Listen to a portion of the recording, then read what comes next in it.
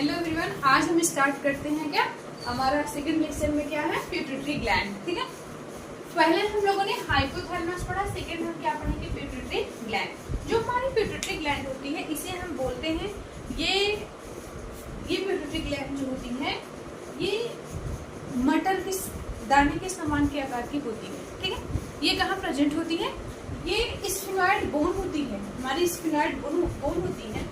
हम लोगों ने ब्रेन पढ़ा है, तो ब्रेन में देखा था यहाँ सेरेब्रम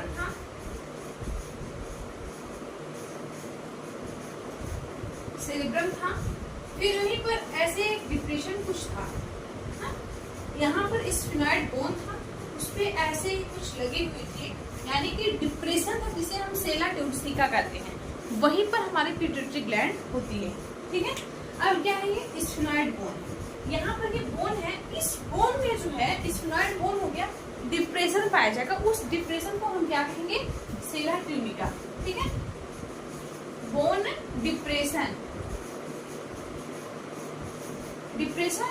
हो गया, डिप्रेशन इज नोन एज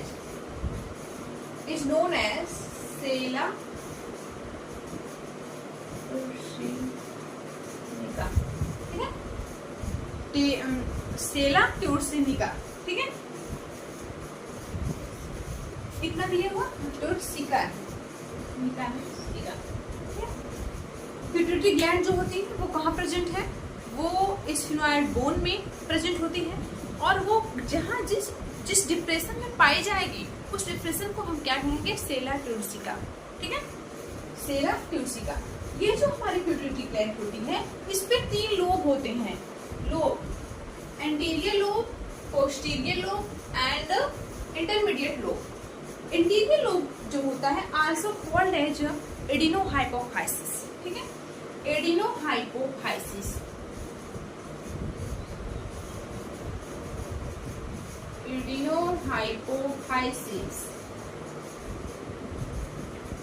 जो हमारा पोस्टीरियर लोब होता है उसे कहते हैं न्यूरोहाइपोफाइसिस।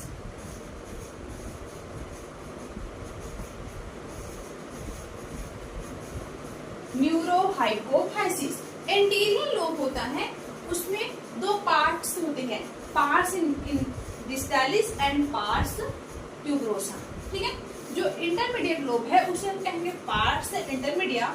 जो पोस्टीरियर लोब होते हैं उसमें कहेंगे क्या पार्स नर्वोसा, यानी कि नर्व इसमें इन्वॉल्व होती है, जैसे कि न्यूरोहाइपोफाइसिस में हमारे ऑक्सीटोसिन हो गया और रेडियस हार्मोन जो सिक्रेशन का।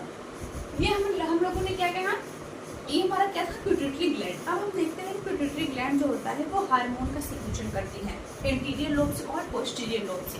वो हम अब हार्मोन पढ़ने चल रहे हैं। ठीक है,